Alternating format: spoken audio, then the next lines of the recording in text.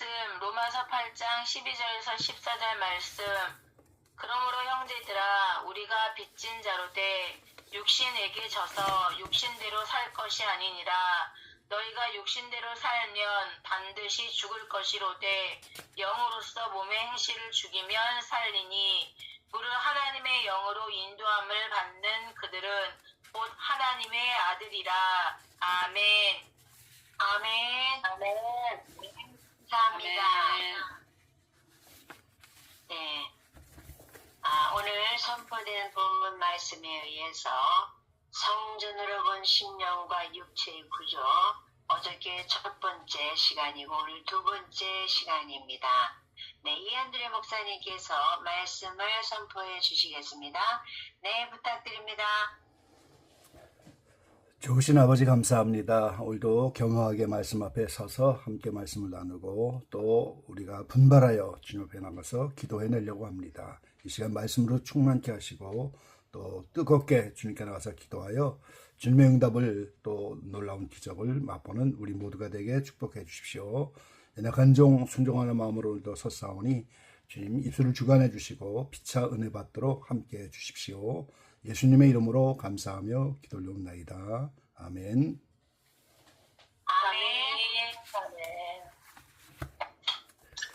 아멘. 네, 샬롬 반갑습니다. 기독교인들의 신앙의 착각들 시리즈입니다. 오늘 세 번째 시간으로 성전으로 본 심령과 육체의 구조, 어제 이어서 두 번째 시간입니다.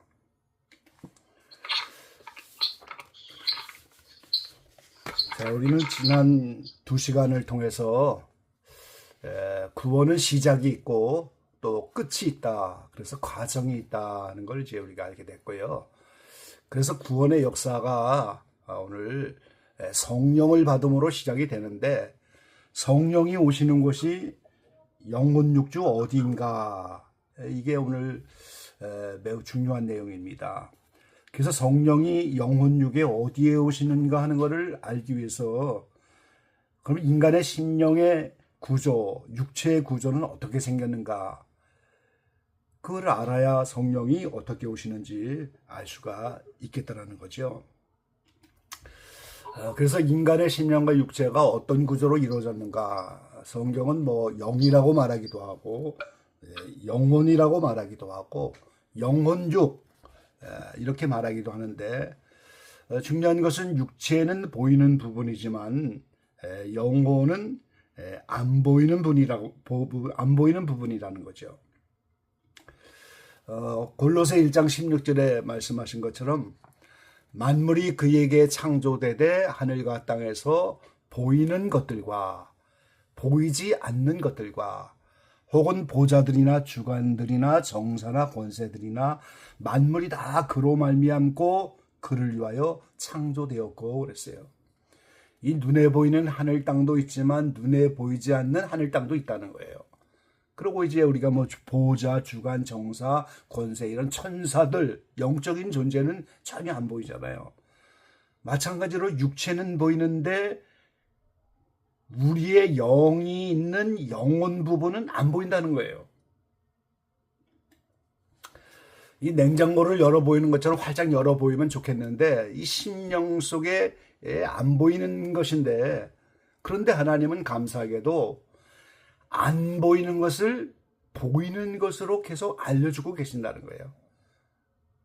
우리가 안 보이는 걸 가지고 어떻게 구원의 과정을 가겠어요. 그래서 하나님은 보이는 것으로 계속해서 창세기부터 요한계시록까지 계속 말씀하고 있어요.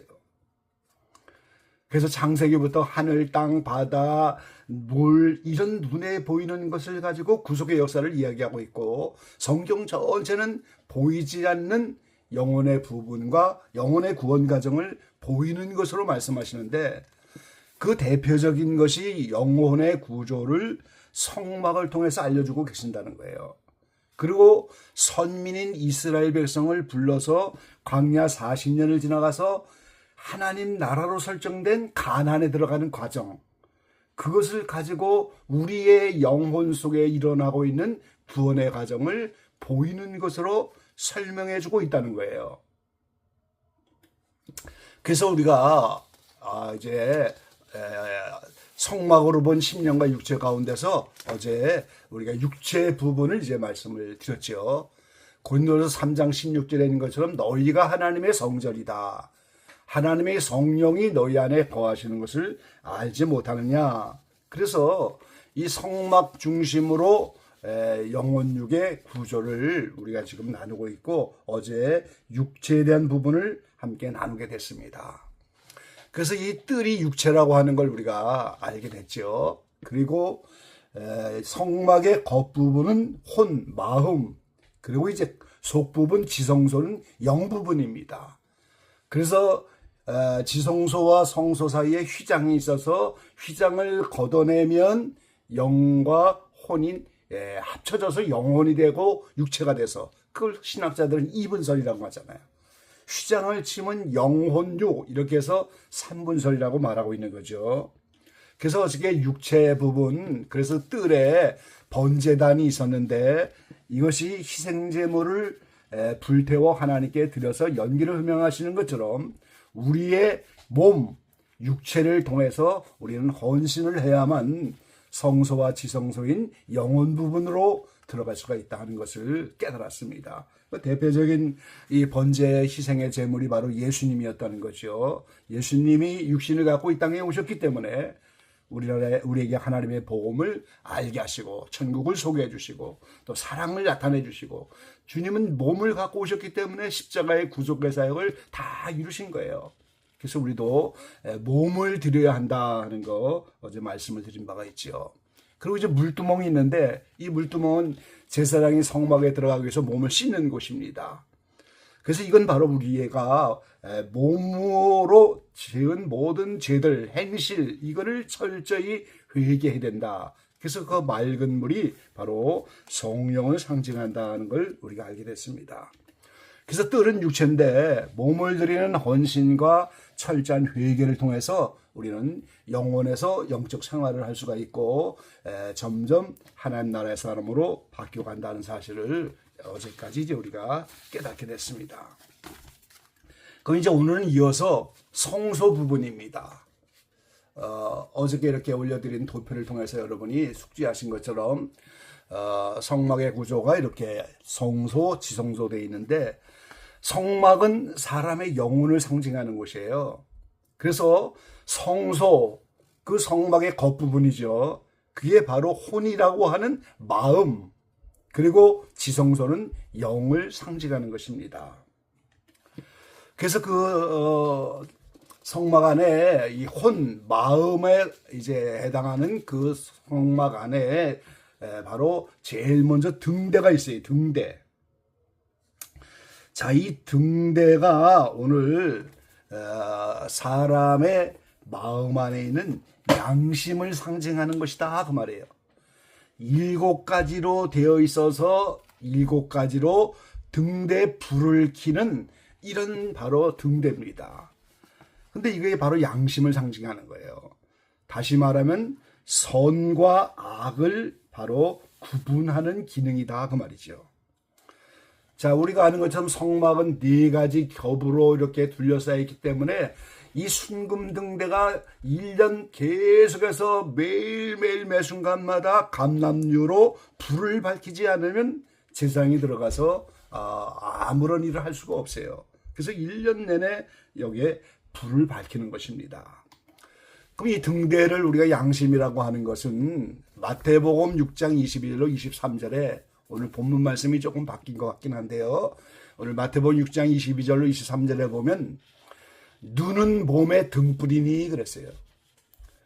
그러므로 네 눈이 성하면 온몸이 밝을 것이요 눈이 나쁘면 온몸이 어두울 것이니 그러므로 네게 있는 빛이 어두우면 그 어둠이 얼마나 하겠느뇨. 여기에 눈은 몸에 등불이니 그랬는데 이 눈이 바로 양심을 상징하는 거예요. 마음의 눈입니다. 마음의 눈인 이 등불이 밝으면 그 몸이 밝은 곳으로 가는 거예요. 근데 눈이 나쁘고 뭐 이렇게 빛이 어두워져 버리면 등불이 꺼져 있으면 그 몸이 어둠을 따라가게 되는 거예요. 그래서 오늘 눈은 몸의 등불이다. 그래서 양심을 상징하여 오늘 이 등대불이 7가지로 되어 있는 것이 완전히 다 오늘 켜져야만 환한 빛 가운데 살 수가 있다는 거예요. 근데 이 등대우의 등불이 모세가 이제 이 장막을 지을 때 하늘에 있는 장막 성전의 모형을 따라 그대로 땅에서 지은 것인데 하나님이 왜 그 등불을 7개로 정했을까요? 왜 7입니까? 우리의 마음 안에 있는 양심이 분별해야 될 선악, 그 죄악의 종류가 7가지이기 때문이라고 하는 거예요. 잠언서 26장 25절 말씀에 보면은 그 말이 좋을지라도 믿지 말 것은 그 마음에 7가지 가증한 것이 있습니다. 이 잠언 기자는 분명히 말씀하고 있어요. 겉으로는 뭐 어떤 말을 하고 뻔질하게 말을 아무리 좋게 해도 그 사람의 말을 다 믿지 말라고. 왜요? 마음에 7가지 가증한 것이 있기 때문이다 그랬어요. 그 7가지 가증한 것을 우리는 7가지 죄악성이라고 말합니다. 사람의 마음속에 자리 잡고 있는 7가지 대표적인 죄악성인데 그게 바로 교만성이에요. 포악성, 아집성, 음란성, 거짓성, 질투성, 태만성, 이게 성경 안에 나타난 대표적인 7가지 죄악성입니다.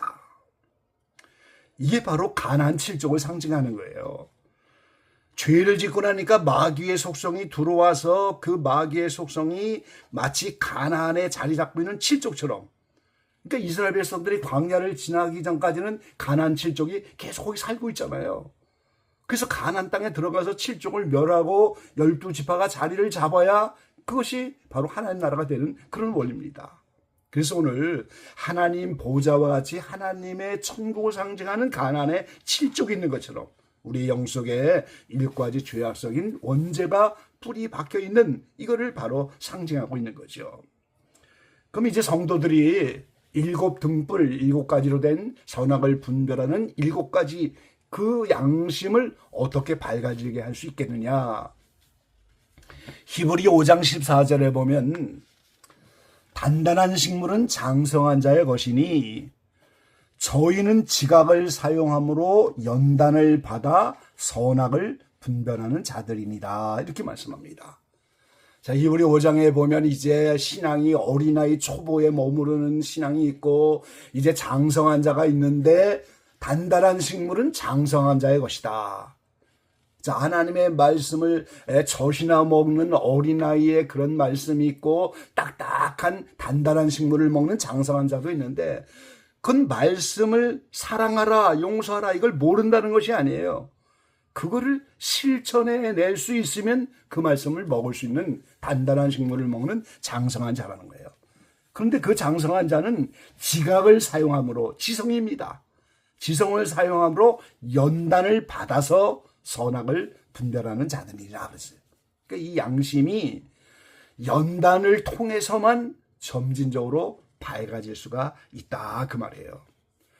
자, 양심을 잘못 쓸 때 하나님이 손해보게도 하고 양심의 성령을 통하여 가책을 받기도 하기도 하고 그러면서 이 양심을 자꾸 연단을 통해서 밝혀져서 7가지 양심의 빛이 다 밝아지면 그 7가지 죄악성이 나타나지 않는 거예요.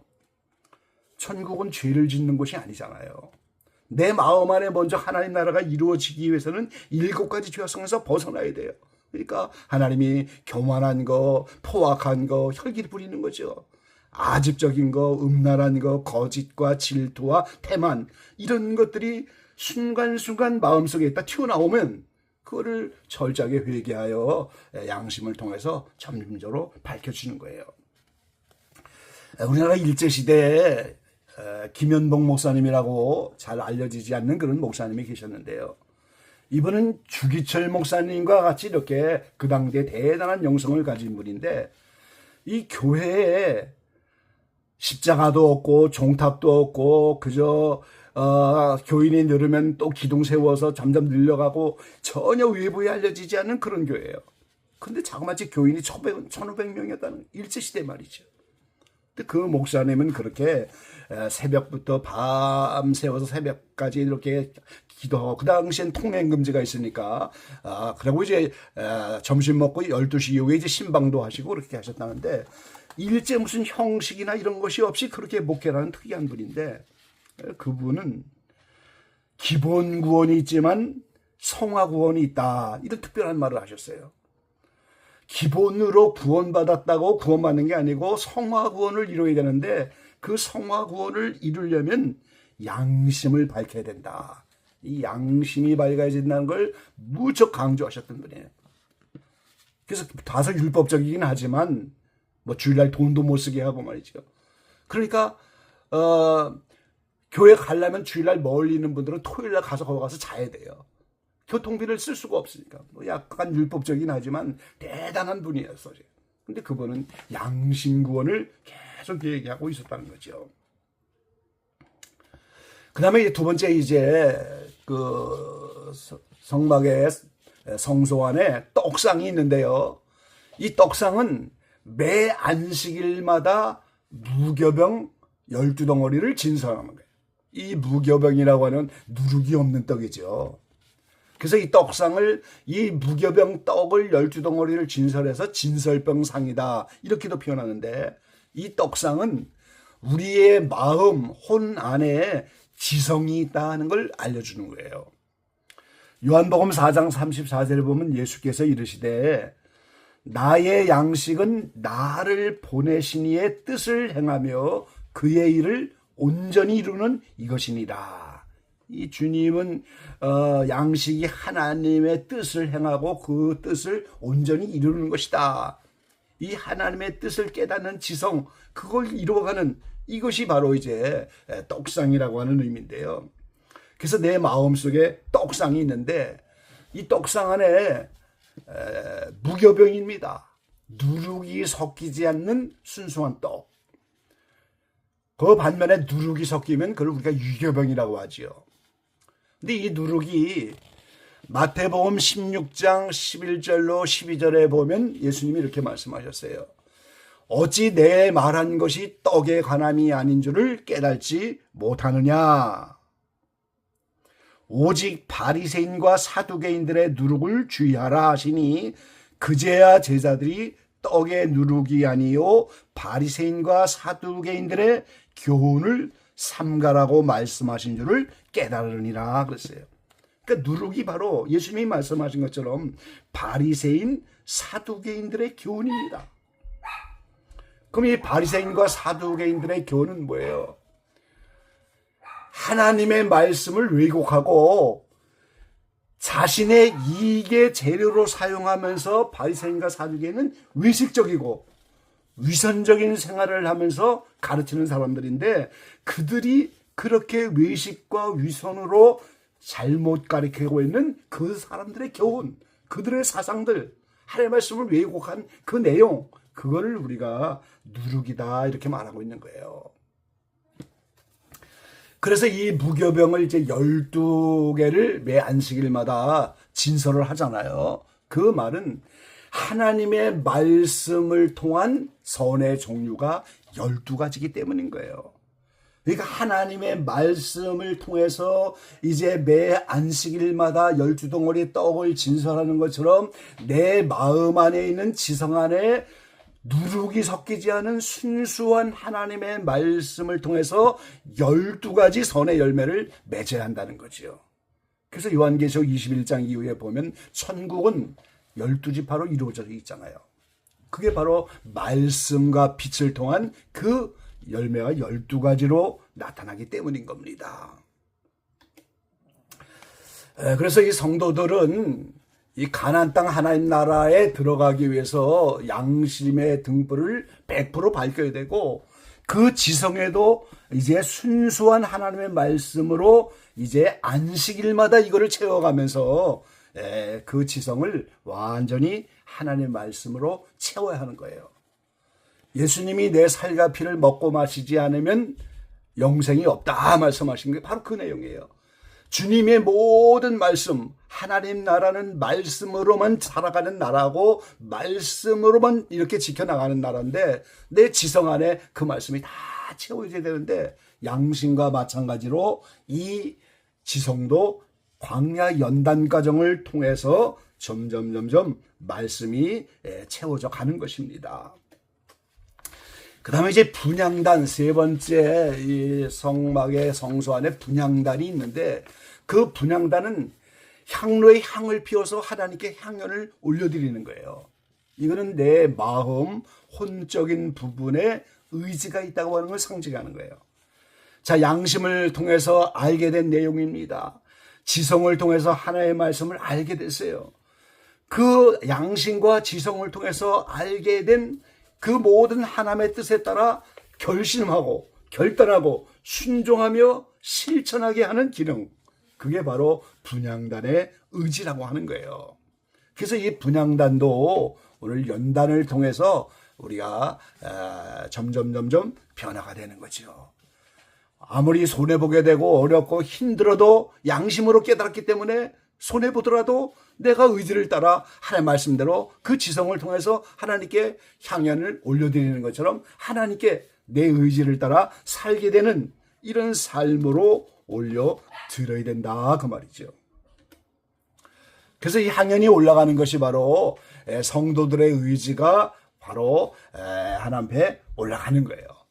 양심을 따라 지성을 따라 결심하고 결단하면서 기도하고 순종하면서 경건생활하고 봉사하고 이런 모든 나의 의지적으로 드려지는 모든 삶이 하나님께 상달되는 것을 우리는 향연이 올라가는 것이다 그렇게 말씀드릴 수 있는 거죠.